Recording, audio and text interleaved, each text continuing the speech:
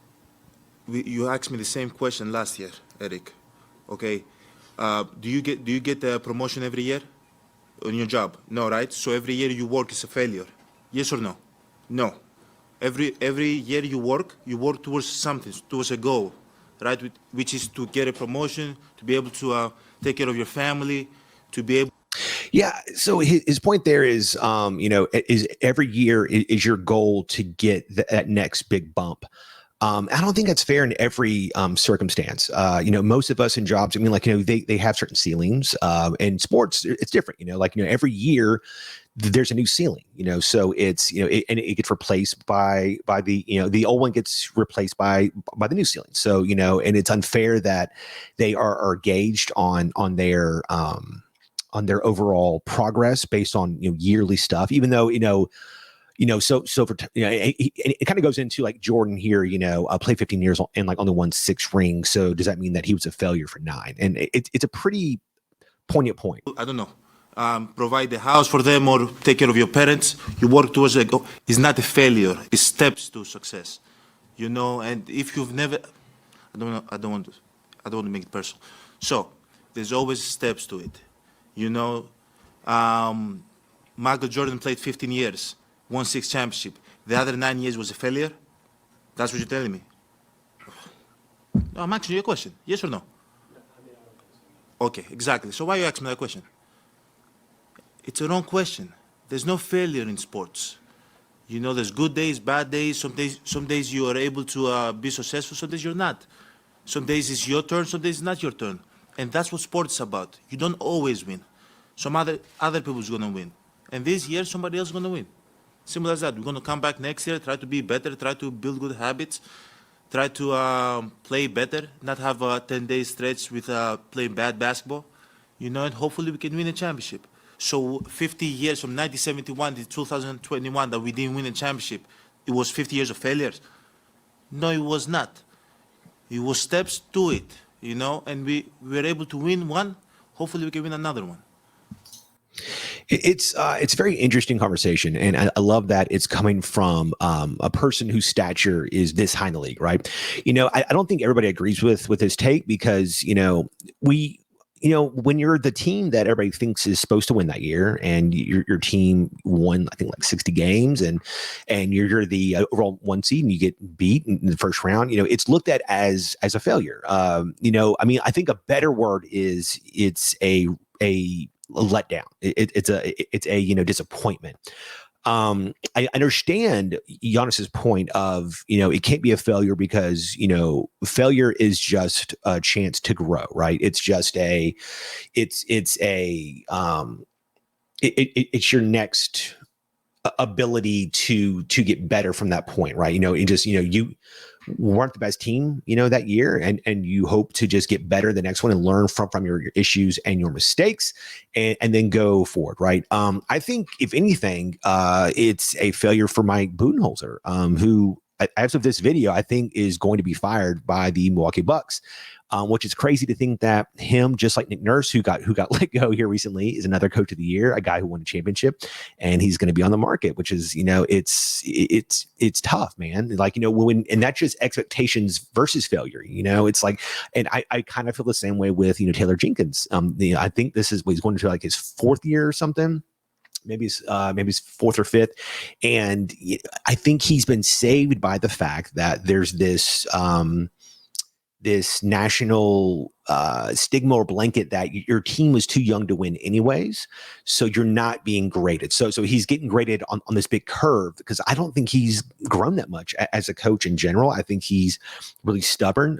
We'll talk about Dillon Brooks here in a second, and that's part of his stubbornness. And I wouldn't mind getting Budenholzer if he becomes available, or Nick Nurse, or Kenny Atkinson, or somebody that I think has more experience to really bring this team together. Budenholzer is getting, I won't say exposed, but like people really believe that Eric Spoelstra, who I think has done a great job, he's never won Coach of the Year for some crazy reason, but that guy is just the king of all nerds in the NBA world. Is a guy who started as a video editor for the Heat and became the head coach and won multiple championships. And he's brought along so many people, and he just shows that you don't have to be in that world necessarily to understand how to properly coach basketball and teach it, and just great. It's awesome. But yeah, so I would not be mad if they got rid of Jenkins. They won't, because I think they believe that he's going to grow with his team and get better, and he has this young coach potential because I think he's in his late 30s. I feel at a certain point this team is going to outgrow him as they get into their prime, and they need more structure and more flow to their game. And I think he was in the playoffs. He had no clue how to beat that young Lakers team. It's just like he kept throwing the same crap at him. But failure, right? Do I think the Grizzlies failed this year? From the standpoint of I don't think people had them winning a championship, so I don't think it's a failure for them. I think it's a failure for them to lose in the first round, and to not do more, especially with as much as they, talked and ran their mouth, and they got the entire NBA world up in arms over them.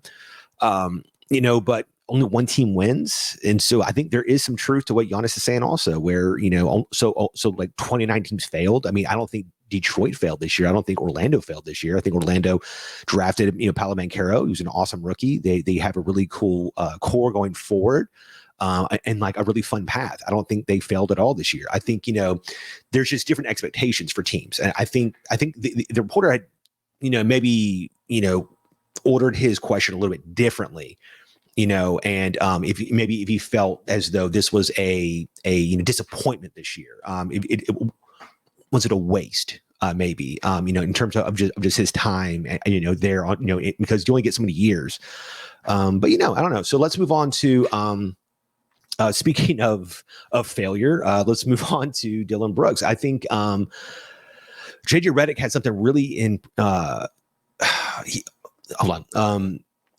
So it came out that the Grizzlies, under no circumstance, would bring back Dillon Brooks, and the entire world exploded. On Twitter, talking about how the Grizzlies were you're wrong for that, and they owe Dillon more than that, and he's a scapegoat and a fall guy, and it's their fault, right? Even though there's no reporting coming out from the Grizzlies themselves saying anything, and the only quotation is from Shams. It's not even from anybody from Memphis. It was just, I think that there was a conversation about them just not bringing him back to the team, and somebody leaked that to Shams, and then he pushed this really negative agenda to get clicks and engagement. So much so now that the agent for Dillon Brooks has come out and said basically that's not what is done and said, and that Shams is his weirdo for doing so. And it's just annoying because you've got only JJ Redick in the room who's screaming, I would say clarity, but he's the only one who is just understands what's going on and how it makes no sense for Memphis to just say this whatsoever. And everybody else just runs with it and gets clicks and gets all their, tweets and retweets and everything. And then like another day comes through and then nobody cares about it anymore. Right. So kudos to him. I'm going to play his wants to make Dillon Brooks the scapegoat. The reality is the Grizzlies have other problems besides Dillon Brooks. And whether they choose to bring him back or don't choose, or, whatever it may be, I can't remember a time in my now 17 years, either being in the NBA or covering the NBA, where we're in the second round of the playoffs, the day of a game where two of the greatest players ever are getting ready to square off, and we're just tweeting out things for engagement. Like, is that where we're at? Is that where, actually, you know what? I'd be willing to bet that language didn't come from the Grizzlies. Look, this is the problem. Right? It's agenda-driven media. I have a problem with it. The reality is Dillon Brooks hurts them offensively. If you want to go in another direction, that's fine. That is fine. Do the antics, did that hurt them? I actually don't know. I don't know how much that hurt them. There's other problems in roster construction, guys being out. Like, there's other issues besides Dillon Brooks and him poking a bear. The entire culture around that team has changed a lot in the last 2 years. I actually remember this. When I was in the bubble, there were two teams that had FU written on their forehead walking around. You see them at the hotel, you see them at practice, you see them at games. There were two teams that I was like, oh, these guys actually want to be here. And it was the Memphis Grizzlies and the Miami Heat. The culture has changed a little bit. There is some antics. Is Dillon Brooks the only one that's a part of that? Like, to me, he's not the scapegoat. And whoever agenda it was to tweet that out, I got a problem with that. And if you ask Dillon Brooks' teammates, they ride with him. So JJ Redick just spitting facts, man. It's annoying that he is the only chair in a room full of carpet, you know, and everybody's trying to like sit down. You know, it's annoying that you've got just so. I mean, like there's just watching the video and Mad Dog's on the side. He's got his eyes raised. He's just such a little smug douche, man. Just an idiot through and through. He's awful with his baseball critiques. He's awful here.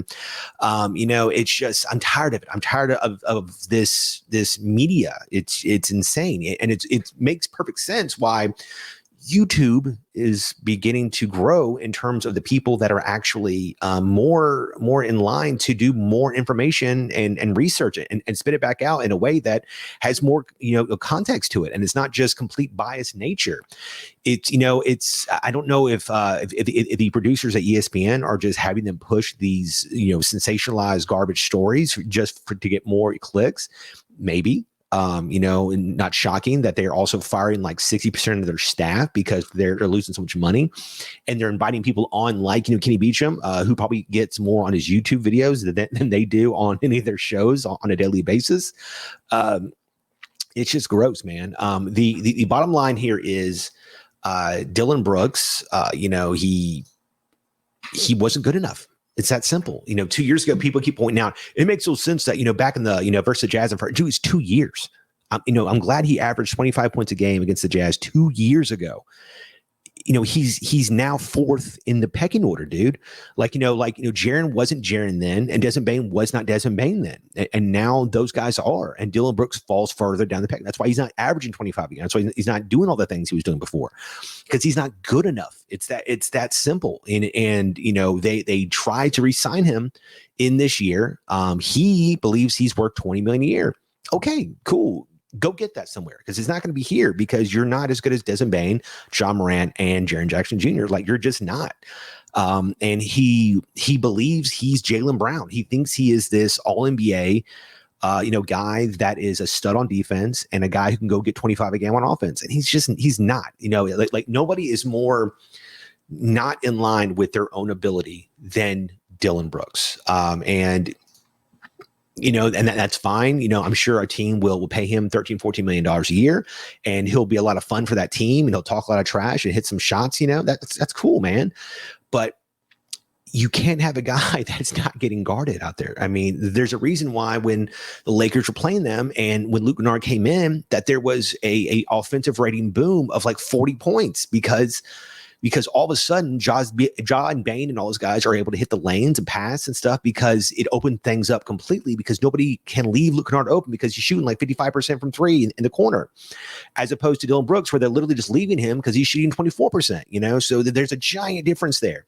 And his defense wasn't good enough to warrant him being out there either, because LeBron James was lighting his ass up, so his numbers were not 26 a game, 25 a game, but he was shooting 60%, in terms of true shooting percentage, and he's also doing other things, right? So, I hope he finds a place for him to go and to kill it. That's great, man. But the Grizzlies are ready to move on, and let's move on into that. And that is, stay tuned, man. Moving on, just in terms of free agency news, we're at some point I will get Chip in here. We're going to be talking about, the draft in general and the players now that the Grizzlies, and even if they should make a draft pick, I don't think they should. I think they should package those bad boys and try to get a really good wing.